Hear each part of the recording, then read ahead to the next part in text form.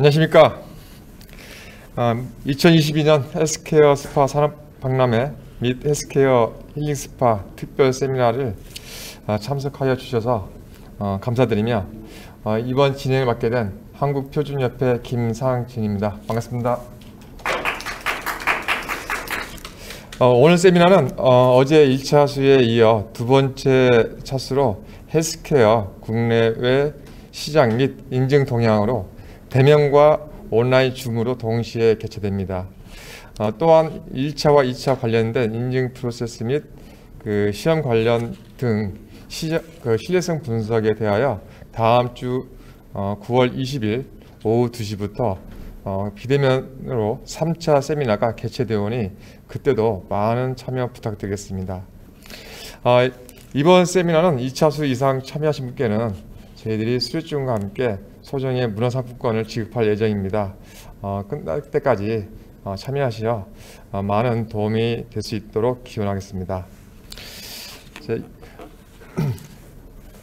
그리고 우선 이 자리에 참여해 주신 분들께는 입구에서 나눠드린 참석자 기입사항과 설문을 작성하시고 또 여기에는 동시에 온라인으로 개최하기 때문에 온라인으로 참여하신 분께서는 저희들이 문자나 또 채팅방을 통해서 구글 폼을 통한 세미나에 대한 참석자 기입사항 및 등을 작성할 수 있도록 보내드릴 겁니다. 그래서 세미나 도중에 참석자 기입사항이나 설문을 작성하셔가지고 거기에 제출해 주시면 대단히 감사하겠습니다.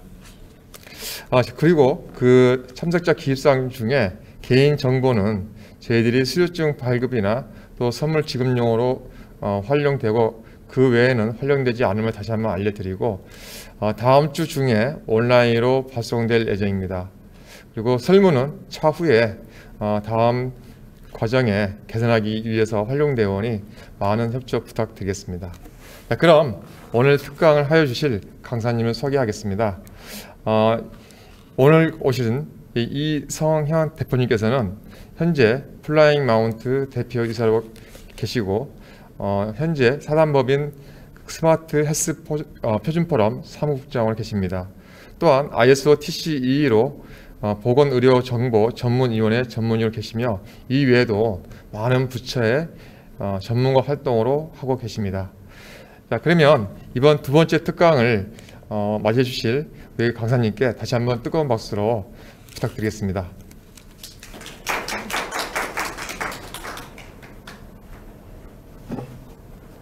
네, 방금 소개받은 스마트 헬스 표준 포럼 이성현입니다. 귀하신 시간 내주셔서 참석해 주셔서 대단히 감사드립니다. 저는 오늘 두 가지 세션으로 발표를 할 건데요. 첫 번째 시간에는 헬스케어 ICT, 재활 헬스케어를 포함한 헬스케어 ICT 국내외 시장 및 인증 동향에 대해서 말씀드리겠습니다. 편한 마음으로 들어주시면 감사드리겠습니다. 앞서 소개해 주신 대로 저는 17년 동안 50여 건 이상의 헬스케어 ICT, 웰리스 ICT 관련 프로젝트를 참여를 했습니다. 그래서 보건복지부나 산업자원부, 가계정통부, 그리고 삼성전자 같은 대기업 또는 중견 벤처기업들을 헬스케어 ICT 부분에서 열심히 잘 하실 수 있도록 많은 도움을 드렸었고요. 현재 ISO, IEC에서 헬스케어, 그 다음에 재활 관련된 부분 국제 표준을 현재 개발을 하고 있습니다.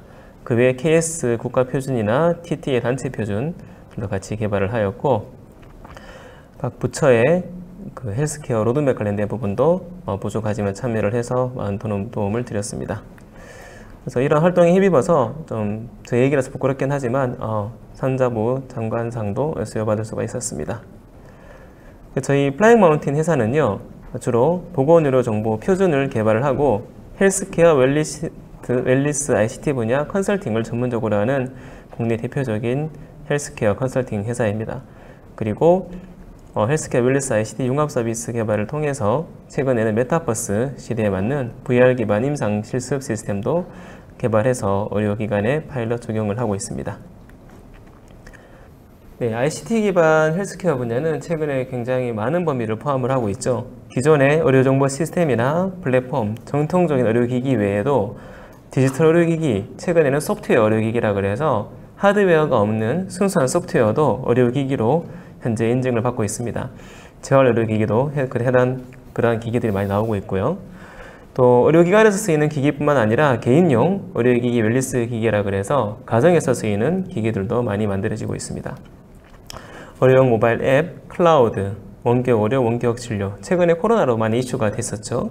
그리고 테스팅 인증, 또 최근에 많은 선도 기술인 블록체인이나 AI나 빅데이터를 활용한 정밀 의료, 의료 AI, 최근 메타버스 시대에 맞는 메디컬 AR, VR 등 ICT 기반 헬스케어 분야는 굉장히 광범위하게 확장이 되고 있습니다. 그러면 대표적인 글로벌 기업들 사례부터 말씀드리겠습니다.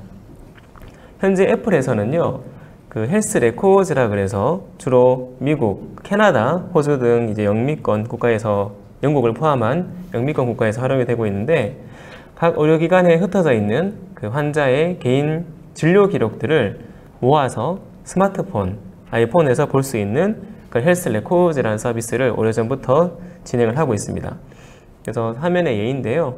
보시면은 여기 위에 알러지 정보가 있고 면역 관련된 예방접종 정보가 있고 랩 리절트라 그래서 그 진단검사의학과 혈액이나 소변검사 같은 것들이 보이고 있는데 중요한 것은 이 데이터들이 한 병원에서 온 데이터가 아니라 내가 진료받았던 다양한 병원에서 데이터를 가지고 온 것입니다. 그래서 이런 데이터들은 각 항목별로 해서 진단검사 같은 경우에는 날짜 수준에서 또 의료기관 수준에서 볼 수도 있고 각 모든 이런 의료 정보들을 갖다가 최신 데이터를 해서 모아서 한 화면에 볼 수도 있는 그런 내용이 되겠습니다. 보시면 우측 하단에 여기 파이어 소스 데이터라고 있는데 각 의료기관에 있는 데이터를 가지고 오기 위해서 이 HL7 파이어라고 하는 표준을 사용하고 있는데요. 이건 뒤쪽에 가서 한번 말씀을 드리겠습니다. 그리고 애플에서 또 하고 있는 게 else 킷, 그 다음에 리서치 킷이 있는데요. 요즘에 애플워치 같은 스마트 밴드 많이 착용하고 계시죠? 그러면은 활동량 정보나 또 넘어졌을 때 낙상 강지 정보, 그리고 최근에 심전도 데이터까지 측정을 할 수가 있죠. 이런 데이터들이 헬스킷에 저장이 되는데 이거는 자기 본인이 개인의 건강 관리를 위해서 쓸 수도 있지만 의료기관 방문했을 때 의사분들에게 ECG 데이터를 보여주는 경우도 조금씩 늘고 있더라고요. 그런데 미국에서는 이 헬스킷에 저장된 자신의 건강 정보를 사용자 동의를 거쳐서 의료 데이터를 의학 연구자들이 임상 연구에 활용할 수 있도록 제공할 수가 있습니다. 그래서 대표적 사례가 몇 가지 있는데요. 이 파킨슨 병에 대한 그런 연구를 할 수 있는 그런 앱인데 지금 10,000명이 넘는 참가자들이 짧은 기간에 등록을 했습니다. 그래서 이 임상 실습에 참여한 인구는 지금까지 했던 그 어떤 프로젝트보다도 많은 환자들이 참여를 하셨다고 하죠. 그래서 아이폰에는 이런 자이로스코프 센서가 달려 있습니다. 그래서 민첩성이나 균형 감각, 보행 능력 이런 부분들을 확인할 수가 있습니다. 이런 부분들 그 환자분들의 데이터를 분석을 해서 파킨슨병을 더 잘 이해를 하고 이를 통해서 환자들의 수면이나 운동, 기분 상태를 개선할 수 있도록 지금 연구에 활용을 하고 있습니다. 그리고 스마트폰에는 전면 카메라가 다 있잖아요. 그래서 자폐증 연구를 위한 그런 리서치도 있는데요. 스마트폰 앱에 있는 스마트폰 카메라를 통해서 이런 아이의 얼굴을 분석을 해서 감정적 반응을 분석할 수 있도록 하고 있습니다. 특히 이 자폐성 같은 경우에는 빨리 진단을 해서 조기에 치료할수록 훨씬 더 IQ나 사회성을 높아질 수 있기 때문에 지금 보시면 18개월 정도 된 어린아이의 그런 감정적 반응을 분석할 수 있도록 도움을 주었고 마찬가지로 이 아이폰이 워낙 많이 보급되어 있다 보니까 아주 짧은 기간에 많은 환자들을 임상에 참여시킬 수가 있었습니다. 그 외에도 뇌진탕, 흑색종, 산후우울증, 수면건강과 같은 이런 연구에 활용할 수 있도록 데이터를 수집을 하고 있는데요. 특히 뇌진탕 같은 경우에는 이 심박 데이터를 분석을 해서 이 뇌진탕이 장기적으로 건강 상태에 미치는 영향을 분석할 수 있도록 했고요. 흑색종 같은 경우에는 이 사진 앱을 통해서 그 몸에 생긴 이런 점의 변화에 따라서 수만 명의 데이터를 분석을 함으로써 조기에 흑색종을 진단할 수 있도록 연구를 하고 있고 이 산후우울증 같은 경우에는 유전체 정보와 관련 있는 게 어떤 관련 있는지를 분석을 하는 앱인데 신청을 하게 되면은 DNA 표본 수집에 대한 동의를 하게 되면 스마트폰은 굉장히 편리하게 신청할 수가 있잖아요. 동의를 하게 되면 표본 제공을 위한 그런 캣가 배달이 되어서 거기에 자기의 그 검체를 담아서 보낼 수가 있습니다. 그리고 스마트 밴드나 앱을 통해서 지금 수면 데이터는 많이 또 측정하고 계시잖아요. 이 수면 데이터들이 당뇨나 심장질환, 비만이나 만성폐쇄성 질환, 우울증과 같은 그런 질병 간의 상관관계도 이 데이터를 활용을 해서 연구를 하고 있습니다. 그리고 구글은 지금 알파고로 유명한 딥마인드라는 자회사를 통해서 영국에서 활발하게 헬스케어 관련된 그런 연구를 하고 있는데요. 특히 이 스트림즈라고 하는 앱은 혈액 검사를 좀 더 빨리 빅데이터 AI를 분석을 해서 이 환자의 급성 심부전 발생 위험성을 조기 예측할 수 있는 그런 연구를 하고 있습니다. 그리고 영국의 의료보험기구 NHS라고 해서 우리로 치면은 건보공단이랑 비슷하다고 보시면 될 것 같아요. 거기에 있는 데이터를 활용할 수 있도록 런던 병원에 있는 160만 명의 환자를 분석을 해서 신장질환 분석할 수 있는 부분들, 그리고 HIV, 약물 과다 복용, 낙태 기록, 병리 검사, 방사선 검사 같은 것들을 같이 분석을 하는데, 중요한 것은 이런 데이터를 분석을 할 때는 개인 식별 정보를 다 없애야 되겠죠. 이 데이터가 누구 건지 알게 되면, 특히 여기 에이즈 바이러스 같은 경우에 내가 걸린 거에 노출돼 버리면 사회생활에 굉장히 위험하기 때문에 개인 정보를 암호화해서 지금 제공을 하고 있습니다. 그래서 신장질환 환자를 모니터링해서 이 환자들이 급성 심부전증 위험이 있는 고위험군 환자를 찾아낼 수 있도록 하고 있습니다. 그리고 안과 병원이랑 같이 해서 이 안과 관련된 질환들을 조기에 판별할 수 있도록, 특히 이 안과 질환이 있는 사진들을 AI가 학습을 해서 환자들의 눈을 비교한 다음에 이 환자들이 지금 이런 안과 질환이 있는지 없는지를 판독 시간을 줄일 수 있는 그런 연구를 진행을 하고 있습니다. 아마존 같은 경우에는 직접 뭔가 하기보다는 관련된 회사를 투자를 하면서 진행을 하고 있고요. 암 치료제 개발 스타트업에 투자를 하고 있고, 또 노화 방지 치료법을 연구하고 있는 회사에도 투자를 했습니다. 그래서 약 52군데 여러 기업이 투자를 했고, 그중에 3개의 기업이 상장을 하였습니다. 마이크로소프트는 인공지능을 이용한 암 치료법을 개발하고 있는데요. 프로그램을 하시는 분들은 이 코딩을 하는 걸 아실 거예요. 되게 재밌는 건데, 이런 암세포를 갖다가 그런 디지털 코드화를 해가지고 정상세포를 코드화하고 암세포를 코드화해서 마치 프로그램 코딩, 디버깅 하는 것처럼 암세포를 정상세포로 돌릴 수 있는 그런 방법으로 지금 연구를 또 하고 있습니다. 그리고 존슨앤존슨 같은 경우에는 지금 정교한 수술 로봇 도구의 개발 참여를 하고 있고, 이 환자의 진단 정보 분석을 통해서 최적의 수술 방법을, 같은 질환이라도 여러 가지 수술 방법을 할 수가 있는데 그 중에서 최적의 수술 방법을 찾을 수 있는 부분들, 그리고 이런 구글과 연계를 해서 구글의 그런 인공 시각이나 영상 분석 기술을 통해서 수술 중 육안으로 잘 보이지 않는 혈관이나 신경을 확인하면서 필요에 따라서 그 수술하는 의사분들이 정확도나 통제력을 향상할 수 있도록 도움을 주고 있고요. IBM과 협력을 해서 인공관절 재활을 위한 척추 수술 등의 이런 수술 전후의 환자 치료에 참여를 하고 있습니다. 앞서는 국내, 해외 글로벌 기업들 중심으로 말씀을 드렸고, 이제는 국내외 벤처 기업들 사례 말씀을 드리겠습니다. 중국의 사례인데요. 좀 이름이 긴 회사이죠. 이 회사에서는 중국은 생각보다 규제가 굉장히 완화되어 있습니다. 의외로 중국 염격할 것 같지만 이런 헬스케어 정보라든지 IT에 관련돼서는 국내보다 오히려 규제가 더 약합니다. 그렇다 보니까 이런 서비스가 가능한 것 같은데요. 아이디어는 되게 간단합니다.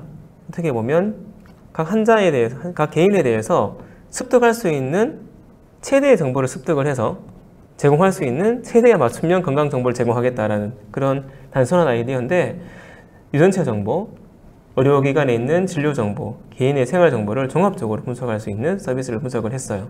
그래서 이런 타액이나 단백질, DNA, 미생물 데이터까지도 수집을 하고 데이터 마이닝을 통해서 개별 건강 상태를 분석하고 맞춤형 웰빙, 식이요법, 처방의약품 등을 추천할 수가 있습니다. 특히나 피부 상태에 따라서 개인의 그런 맞춤형 스킨케어를 제공할 수 있는 부분을 시작을 했고, 또 영양식이라든지 건강, 의료 분야로 확대를 하고 있습니다. 이런 부분이 가능하려고 그러면 그런 환자의 데이터를, 사용자의 데이터를 최대한 많이 수집할 수 있어야 되는데 한국에서는 아직까지 이런 부분에 대해서는 많이 엄격하게 되어 있죠. 그리고 캐나다의 에텀와이즈 같은 기업은 지금 인공지능 기술을 통해서 분자 예측에 지금 적용하고 있는데, 특히 이 약물 치료법을 예측하는 아톰넷을 개발을 해서 신약 개발 과정 중에서 그 신약 후보 물질을 AI 빅데이터를 통해서 이런 화합물 정보를 입력하면 어떤 질병에 효과가 있는 것인지 이런 화합물을 도출해낼 수 있는 그런 연구에 활용을 하고 있습니다. 그래서 신약 개발과 이런 소요되는 비용과 시간을 단축할 수 있게 되었죠. 이 바빌론 같은 경우에는 영국의 회사인데요. 최근에 한국에서도 조금 이슈가 되고 있습니다. 이런 바빌론 앱을 통해서 이런 챗봇 형태죠. 이런 가상의 의사, 인공지능 의사를 통해서 건강 상담을 챗봇을 통해서 할 수도 있고, 그 다음에 실제 의사와도 면담 서비스를 할 수도 있습니다.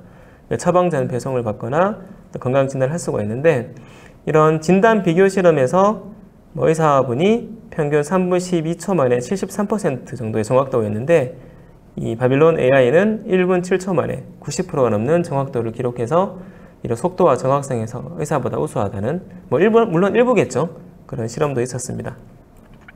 그리고 스마트폰으로 시간을 예약하면 정해진 시간에 그 화상을 통해서 면담할 수 있는 그런 기능도 가지고 있고요.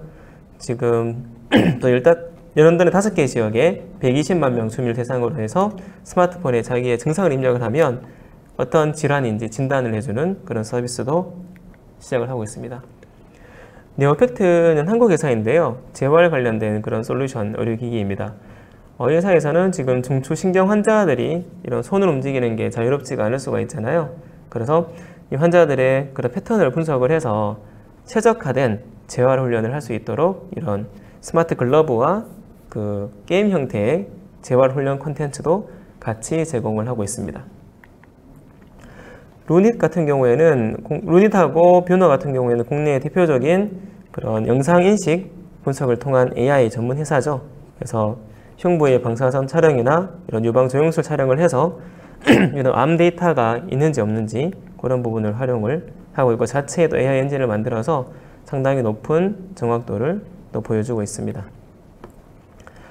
네, 다음은 헬스케어 ICT 인증 동향입니다. 특히나 이 표준 기반의 상호 운용성 인증 중심으로 해서 말씀을 드리겠습니다.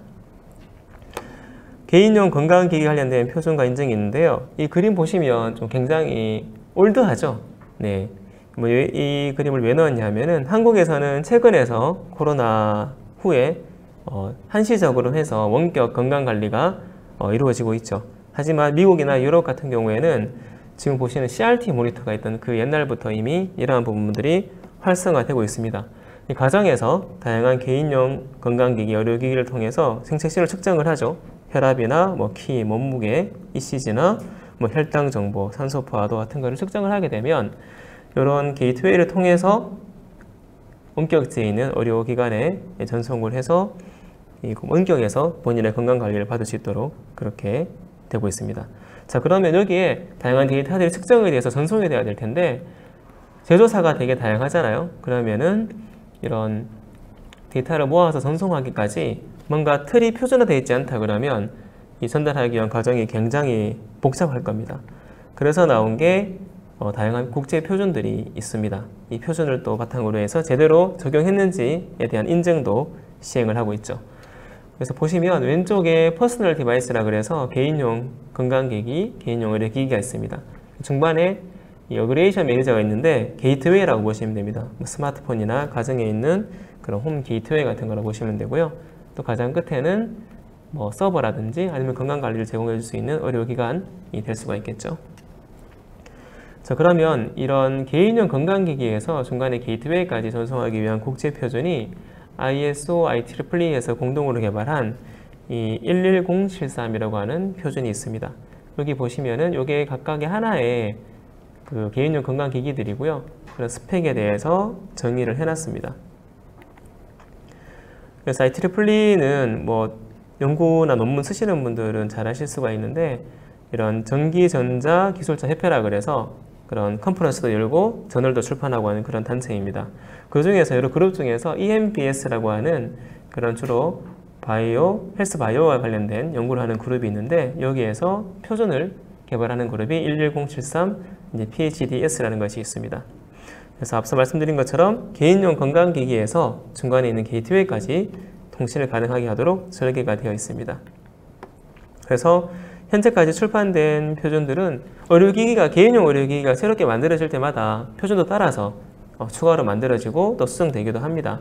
그래서 뭐 산소 포화도부터 해서 체온계, 뭐 혈압계, 뭐 혈당계 등등 해서 다양한 의료기기들, 개인용 의료기기들이 만들어지고 있고 이에 대응되는 이런 데이터 표준도 같이 정의를 해주고 있습니다.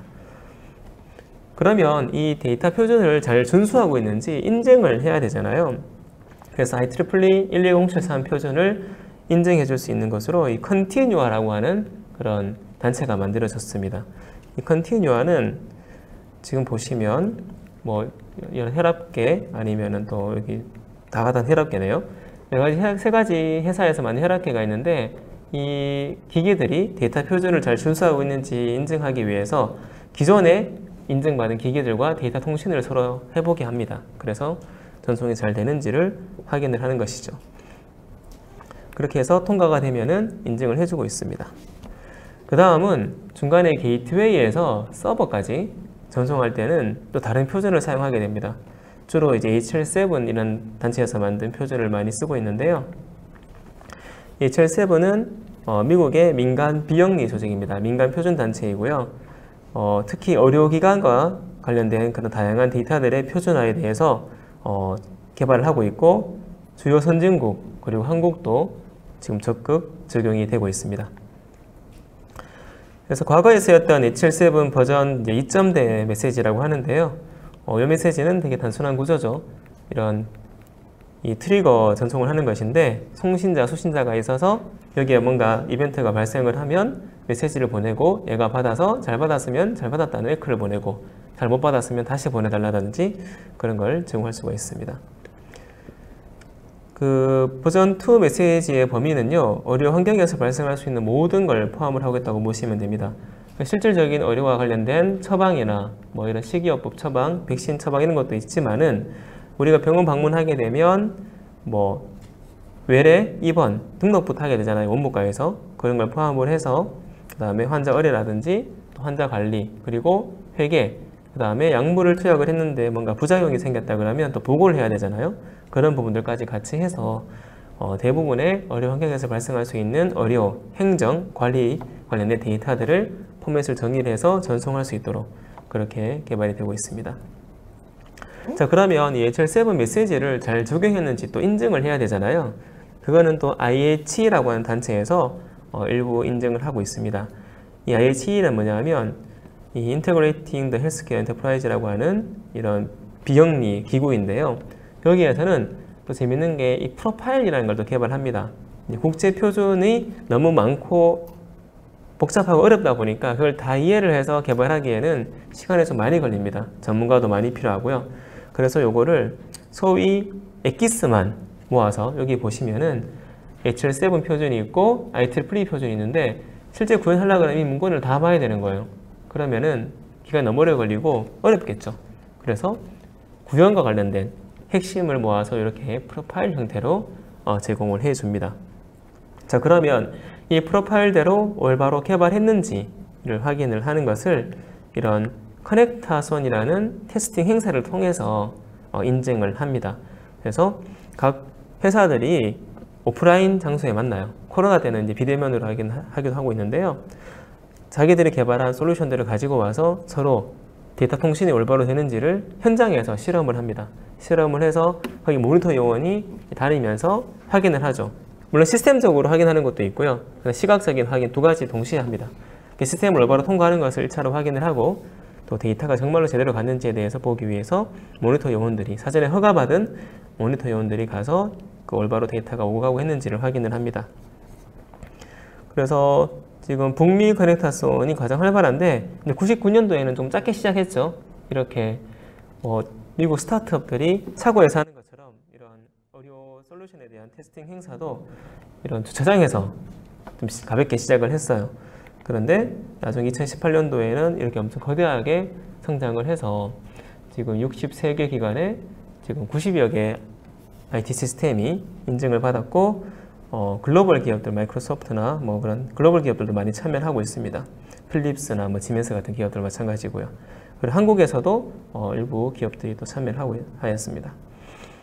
그리고 한국에서도 코리아 크레타손 행사를 매년 개최를 하고 있고요. 최근에 코로나 때문에 못하고 있지만은 1년에 한 번씩 국내에 있는 기업들도 참여해서 인증을 받고 있습니다. 이 크레타손이 또 되게 재밌는 거는요. 보통 그 나라에 진출하려고 그러면 그 나라에 인증을 받아야 되는데 이 IH의 정책상 글로벌하게 뭐 유럽이나 아니면 일본, 한국, 또 북미, 그다음에 여러 곳이 있는데 어느 한 지역에서 인증을 받게 되면 다른 국가, 다른 대륙에서 똑같이 통과된 것으로 인증을 해줍니다. 그리고 최근에는 그 HL7 파이어라고 하는 표준이 나왔는데 이건 기술적으로는 보게 되면 여기 보면 이제 블록 모양을 제가 그려놨잖아요. 보시는 바대로 예전에 그 HL7 메시지들이 하나의 통으로 그 환자에 관련된 데이터를 통으로 주고받아야 했다 그러면 이 파이어 표준은 필요한 요소들만 나누어서 전송할 수 있도록 해놨습니다. 그리고 또 웹 기술인 RESTful이라는 그런 가벼운 통신 프로토콜을 통해서 좀 더 가볍고 편리하게 전송할 수 있죠. 그래서 환자 정보, 뭐 의료기관 정보, 그 다음에 관찰 정보, 뭐 이런 의료를 수행한 의료인의 정보 이런 것들을 모아서 전송할 수도 있고 아니면 나눠서 전송할 수도 있습니다. 그래서 아까 처음에 보여드렸던 애플의 헬스 레코즈에서 개인의 건강 정보가 다양하게 있는데 얘들을 각 의료기관에서 데이터를 받을 때 통으로 받을 수도 있지만 뭐 혈액 검사 아니면 내가 투약 받았던 거 아니면 수술했던 정보 이런 것들을 나눠서 받을 수가 있게 되는 것이죠. 자, 그러면 파이어 표준은 어떻게 인증을 하는가는 뒤에 말씀드리고 이 파이어 표준은 한국에서도 최근에 활발하게 적용이 되고 있습니다. 그 마이헬스웨이라고 하는 대한민국에서 지금 건강정보 관련된 큰 프로젝트인데요. 지금 보시면 의료기관에 관련되어 있는 개인의 그런 진료 기록이나 약물 처방, 검사 결과 같은 데이터들이 있고 그 다음에 개인 건강정보, 개인의 의료기기를 통해서 측정한 맥박이나 혈당, 활동량, 운동 같은 거, 수면 데이터도 마찬가지겠죠. 그 다음에 공공기관에서 있는 뭐 건강보험에 있는 정보, 예방접종했던 거, 날씨나 미세먼지 정보 이런 것들을 모아서 수집을 해서 맞춤형 서비스를 제공할 수 있도록 활용할 수 있도록 하는 이런 플랫폼이죠. 마이헬스웨이라고 하는 플랫폼이 개발이 되었고 1차 오픈을 올해 했었습니다. 했고 지금 2차 프로젝트가 진행을 하고 있고요. 현재에는 이제 주요 의료기관들 뭐 서울 성모병원이나 부산대병원 중심으로 해서 1차 프로젝트를 했고 2차적으로는 지역에 있는 그런 상급종합병원, 대학병원 중심으로 해서 데이터를 더 많이 모을 수 있도록 진행을 할 거고 개인 건강정보 이런 기기들도 할 수 있도록 지금 열심히 개발 중인 걸로 알고 있습니다. 저도 일부 여기 참여를 해서 표준화 관련된 컨설팅을 도움을 드리고 있습니다. 그래서 HL7 그 파이어 표준, 그래서 여기에도 데이터를 수집을 할 때 최대한 그 HL7 파이어 표준을 준수할 수 있도록 지금 연계가 되고 있습니다. 그래서 이 파이어 표준은 아직 이것만 인증하는 곳은 아직은 없고요. 제가 있는 스마트 헬스 표준 포럼에서 일부 파일럿 테스팅을 진행을 했었습니다. 그리고 IH 크레타손에서 일부 프로파일에 대해서 좀 적용을 해서 인증을 해주고 있습니다. 그리고 차세대 인증에 대해서 좀 말씀을 드리겠는데요. 지금 식약처에서는 그 빅데이터 및 인공지능 기술이 적용된 의료기기에 대해서 인증을 해주고 있는데 쉽게 말하면 인공지능, AI 기술이 적용된 의료기기를 인정해주는 그런 인증 제도가 시행을 하고 있습니다. 그래서 이런 하드웨어 의료기기뿐만 아니라 그와 연계된 인공지능 소프트에 대해서도 의료기기로서 인정을 해주는 것이죠. 그래서 질병을 진단 예측하는 임상 결정 소프트웨어, 의료 영상 진단 보조. 이 영상을 보고 이 환자가 엑스레이나 CT, MRI를 분석을 해서 뭐 암이 있는지 없는지 이런 걸 판단하는 거죠. 마찬가지로 그런 부분도 의료기기로서 인정이 되고 있습니다. 그리고 식약처에서도 혁신 의료기기 제도라는 걸 하고 있는데요. 이거는 정보통신기술이나 바이오기술, 나노기술 등 첨단 기술 적용을 해서 기존 의료기기에 대해서 치료법과 비교해 안전성이나 유효성을 개선했다고 혹은 개선할 것으로 기대된 의료기기에 대해서 혁신 의료기기로 인증을 해주고 있습니다. 여기에 지정이 되면 다른 의료기기보다 심사를 우선으로 받거나 아니면 단계별로 나눠서 신속검사 받을 수 있는 등의 혜택을 주고 있고 주요 의료 소프트웨어 관련된 기업들이 지금 인증을 많이 받고 있습니다. 그리고 디지털 치료기기에 대해서 허가 심사 제도가 시행이 됐습니다. 소위 요즘에 디지털 테라퓨틱이라고 그러죠. 디지털 치료제라는 말도 말씀을 많이 들어보셨을 겁니다. 그래서 디지털 치료기기는 기존 신약과 비교해서 개발 비용은 적고 개발 기간도 짧지만은 소위 소프트웨어를 통해서 이런 환자의 증상 개선에 도움을 줄 수 있는 소프트웨어 기반의 치료제라고 보시면 될 것 같습니다. 그래서 특히나 행동 교전이나 만성 질환에 대한 치료적 관리 이런 부분에 대해서 지금 확산이 되고 있고요.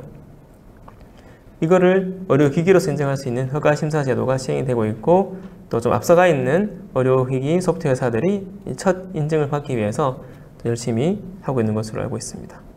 작년까지 첫 디지털 치료제가 나온다는 말이 계속 있었는데 아직까지 공식적으로 이렇게 나온 것은 아직 못 본 것 같습니다. 그리고 혁신형 의료기기 기업이라고 해서 복지부에서 하고 있는 이런 인증 제도인데요. 요거는 기기 기업에 대해서 인정해 주는 것입니다. 그래서 일정 수준 이상의 연구개발 역량과 실적을 갖춘 이런 기업에 대해서 인증을 해주는 거고요. 여기 보시면 이런 인증 마크가 발행이 되죠. 인증을 받게 되면 이런 R&D 참여를 할 때 가점을 주고 해외 진출 시에 그런 해외 의료기관과의 기업과의 공동연구, 임상시험을 할 수 있도록 지원을 하고 그리고 이런 혁신 의료기기 실증센터 등에 관련된 의료기관을 활용을 해서 임상평가를 받고 그 다음에 정부 정책 금융 활용, 대출할 때 이자를 준다, 이자를 감면해 준다든지 또 스스로 감면 같은 이런 혜택을 주고 있고 받은 기업들은 여기 우측에 보이는 것처럼 삼성 메디슨, CGN 아이센스, 오스템 임플란트, 인바디와 같은 그런 혁신 선도형 대형 기업들이 있고 또 하단에는 관련된 스타트업 기업들도 많이 지정을 받았습니다. 그리고 미국에서 좀 앞서가고 있는 그런 제도인데요. 소프트웨어 기반 의료기기, 아까 그 하드웨어 말고 소프트웨어를 의료기기로 개발하는 그런 기업들에 대해서 사전 승인 프로그램을 도입을 했습니다. 이게 뭐냐 하면 보통 소프트웨어나 의료기기 자체를 인증을 해야 되잖아요. 그런데 이 기업이 사전 승인을 받게 되면 거기에서 만든 제품들은 다 인정해 주겠다. 그런 굉장히 좀 혁신적인 제도죠. 이거를 이제 미국 FDA에서 시작을 했습니다. 그래서 그런 제품의 질이나 환자 안전, 임상 책임, 사이버 보안 책임, 예방 문화 같은 이런 부분들에 대해서 철저하게 잘 관리하고 있다는 것을 FDA에 증명할 수 있으면 여기에서 만들어지는 기기에 대해서는 여기 보신 대로 임상 시험을 거치지 않더라도 아니면 확실히 간소화해서 그 제품을 인정해주는 그런 제도도 앞서서 시행이 되고 있습니다. 그래서 첫 타임은 제가 이렇게 말씀을 드렸고요. 이어서 바로 발표를 해달라고 말씀을 요청이 있어서 이어서 말씀드리겠습니다. 그리고 제가 요청받은 내용이 하나 더 있어서 잠깐 말씀을 드리겠는데요. 지금 새롭게 한국에서 하고 있는 그 재밌는 인증 제도가 있어서 이걸 설명을 좀 드리겠습니다. 뭐냐 하면은 ISO 21388 국제표준에 기반한 보청기 적합관리 인증제를 현재 한국표준협회에서 진행을 하고 있다고 합니다. 그래서 지금 보니까 이 ISO 22388 이런 표준 기반으로 해서 표준협회와 한림국제대학원 대학교가 공동으로 개발한 인증심사 기준이 있고요. 여기에 적합한 관리 시스템을 갖춘 그 국내외 보청기 센터, 소위 이제 보청기 센터죠. 이비인후과 같은 병원은 아니라 보청기를 판매하고 맞춤형으로 해주시는 그런 보청기 센터를 인증해주는 그런 제도입니다. 그래서 관련된 표준이 먼저 개발이 되고 이런 인증을 하려고 그러면 보통 그 국가 표준이나 국제 표준이 있어야지 그 표준에 근거를 해서 규격을 만들거든요. 인증 규격을. 그래서 이 표준은 기반해서 지금 만들고 있는 것 같습니다. 이미 만들었고 시행을 하고 있습니다. 그래서 이 신청서를 보청센터에 신청하시게 되면 한국표준협회에서 접수 검토를 해서 심사 일정을 알려드리고 그 다음에 사업장 심사를 통해서 통과가 되면은 이제 인증이 되고 또 사후 관리를 통해서 또 3년 주기로 또 갱신할 수 있는 그런 제도가 되겠습니다. 네, 보시는 바대로 이렇게 되어 있고요. 그래서 인증 요건은 이 표준에 요구하고 있는 보청기 적합관리에 관련된 인증 실무 교육을 해야 되고 또 이런 관리를 위한 시설 및 장비가 있는지 보청기 적합 절차를 따르고 있는지 사후관리법이 있는지 이런 부분들을 확인을 해서 올바로 하고 계시다 그러면 이런 인증을 받을 수가 있습니다. 네, 비용은 사업장별로 250만 원이라고 나와 있네요. 그리고 인증서를 받게 되면 이렇게 인증사업장이라는 그런 공인된 인증서가 나오게 되고 또 보청기 센터에서는 이런 한 판을 활용할 수 있는 것 같습니다. 연락하실 부분은 여기 표준협회의 전재영 위원님 연락처하고 그다음 이메일 주소가 나와 있습니다. 활용하셔서 관심 있는 분들은 신청을 하시면 되겠습니다.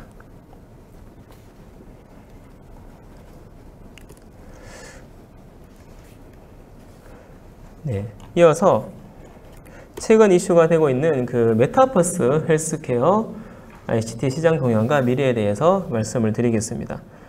이 두 번째 세션은요, 좀 사례 중심으로 말씀을 드릴 거라서 조금 더 편한 마음으로 들어주시면 되겠습니다.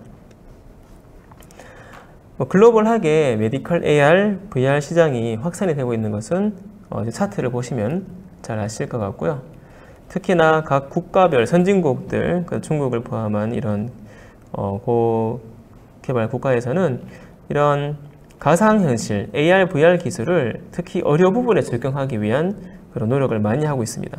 그래서 미국 같은 경우에는 지금 외상후 스트레스 장애, PTSD를 극복할 수 있는, 재활할 수 있는 그런 부분에 연구를 하고 있고, 그 다음에 이런 가상의 퇴역자, 군대에서 퇴역하신 분들이죠. 이런 분들이 특히나 또 미국은 전쟁을 또 실제로 하다 보니까 현장에서의 그런 스트레스를 많이 받으시는 것 같더라고요. 그런 부분들이 심리적으로, 육체적으로 재활할 수 있도록 그런 부분들, 또 유럽에서도 적용을 하고 있고, 일본에서는 또 유전자 기능 간의 관계라든지 뭐 이런 부분을 가상현실 기반으로 해서 협동 수술 시스템을 구축한다든지, 또 중국에서도 여러 부분에 AR, VR 기술을 적용을 하고 있습니다. 한국에서도요, 과기부, 산자부, 또 심지어 법무부에서도 이런 AR, VR 기술을 통해서 법무부에서는 알코올 중독자가 재활을 할 수 있도록, 치료할 수 있도록 그런 부분도 하고 있고, 산자부에서는 의료 훈련용 가상수술 시스템, 또 과기부에서도 의료 부분을 적용을 해서 그런 AR, VR 기술을 적극 활용하고 있습니다. AR, VR의 기술적 차이점은요, 그림으로 보시면 이해하시기가 좋을 것 같은데, 대표적인 게 AR의 대표적인 건 증강현실, AR의 대표적인 사례는 포켓몬고죠. 그러니까 현실이 있고 그 현실의 가상의 존재가 입혀진 그런 거라고 보시면 됩니다. 반면에 가상현실 VR 같은 경우는 이런 HMD라 그러죠. 헤드 마운트 디스플레이를 쓰고 모든 게 가상 공간인 거죠. 배경부터 해서 나오는 물체, 사물, 사람까지 다 그래픽으로 되어 있는 부분으로 보시면 되죠. 이 장비가 판매가 되고 있고, 처음에는 더 비쌌는데 지금은 좀 내려갔더라고요. 12만 원 정도로 판매가 되고 있습니다. 그래서 이런 AR, VR 기술들이 간단한 임상 실습뿐만 아니라 미래에 어떻게 적용될 수 있는지에 대한 기술들을 좀 보여드렸고요. 이런 걸 통해서 여러 가지 인사이트를 얻어가시면 좋겠습니다. 향후 과제 및 시사점에서는요, 지금 AR, VR이 아직까지는 개발하기 좀 어렵고, 그리고 비용도 좀 많이 듭니다. 그리고 이런 익숙해지기까지 특히 VR 쓰고 이렇게 하는 부분들을 해보니까 시간이 좀 오래 걸리더라고요. 저희가 간호사 학생들한테 적용을 해보니까 일단 재미있고 신기하다는 장점은 있지만 익숙해지기가 시간이 좀 걸렸습니다. 그리고 이런 AR, VR 하드웨어 및 소프트웨어에 대해서 표준화가 충분히 되어 있지 않아서 이런 시장이 확대되는데 제약이 있다고, 그래서 저는 지금 현재 ISO에서 VR 기반 관련된 임상 실습 국제 표준을 직접 개발을 진행을 하고 있습니다. 그리고 이 VR 장비 오래 쓰게 되면요, 현기증이나 메스꺼움이나 이런 어지러움 같은 것들이 생겨가지고 이런 부분들을 잡아줄 수 있는 그런 보안 장치도 필요합니다. 무엇보다 솔루션 개발 비용이 좀 비싸거든요. 하지만 아까 뒤에 보여드린 것처럼 그런 AI나 그런 좀 더 개발 편리하게 할 수 있는 도구가 만들어진다 그러면 훨씬 편리하게 활용할 수 있을 것 같습니다.